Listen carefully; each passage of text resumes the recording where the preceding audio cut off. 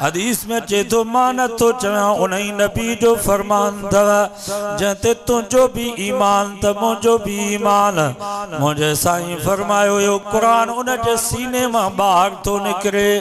कफन मां बाहर तो निकरे कब्र के चीरे सतन आसमानन के क्रॉस करे यो कुरान वनी अर्श अजीम के चंबड़ी तो पवे नबी साईं फरमायो ते कुरान सिफारिश तो करे या अल्लाह मुझो एकड़ो दोस्त आयो आ जंखे न रली न विहारो न गादलो या अल्लाह मुझे दोस्त जेला बिस्तरो खपे मुझे दोस्त जेला जन्नत जो बंगलो खपे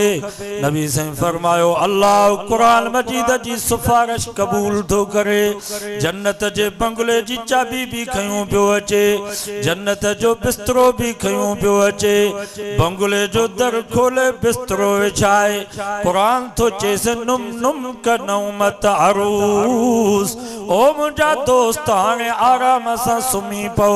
तो दुनिया में मुझो साथ दिनो हाने क़यामत ताईं मां कुरान तो जो साथी सब चो नबी से जो फरमान सच्चो असा जो त अल्हम्दुलिल्लाह ईमान असा के यकीन आए अन डिठे जो सौदो जंहिंखे यकीन हुजे असा के त अल्हम्दुलिल्लाह साईं जे फरमान ते यकीन कब्र जो साथी कुरान आखिरत जो साथी कुरान तांजे करे त अल्लाह से फरमायो वा तसिमू बिहब्लिल्लाहि जमिया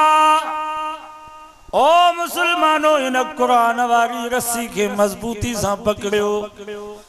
कुरान हितों जी शय कान थव कुरान मथों जी शय थव बल हुवा कुरानुम मजीद फी लौहि महफूज कुरान उडरंदड़ शय आ कुरान उडामंदड़ शय आ जेके हिन कुरान वारी रस्सीअ खे मजबूती सां पकड़े बीठा कुरान उडाए वञी जन्नत में पहुचायो न पर जन कुरान वारी रस्सी खे छॾे ॾिनो जहन्नम जे खड्ड में किरो त वरी निकतो ई कोन अज वाइदो कयो पंहिंजे बच्चन के कुरान पढ़ाई असांजा साईं मुफ्ती हफीज़ रहमान टंडो आदम वारा ख़त्म नबूवत जा उन्होंने एक अजीब वाक्य बुधायो फरमायो असांजे इलाइके में हिकिड़ो कब्रिस्तान हुयो उते हिकिड़ो हमरा कब्रूं खोटी दो बनी बारो कोन हुयुसि मजदूरी भी कान पई थियसि पोइ अंबी ऐं कोडर खणी अचे कब्रिस्तान में मनई ठाहे वेही रहियो पोइ केरु मरी वेंदो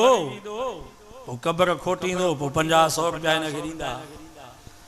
अल्लाह ताला जी कुदरत 15-20 ॾींहं गुज़रिया इलाइके में केरु मरे कोन पियो हीउ वेचारो बेरोज़गार सोचिया हाणे वांदो वेठो आहे पोइ 3 क़ब्रूं उटल में खोटे छॾ ये कॾहिं कॾहिं शहरनि में ख़ुसूसन खोटे छॾींदा ये गोरखा जेके हिन बि 3 क़ब्रूं खोटे छॾियूं रात जो सुतो पियो ख्वाब में ॾिसे थो त फलाणी क़ब्र जेका मां खोटी आहे उन में रुगो नाग बलाऊं ऐं विछूं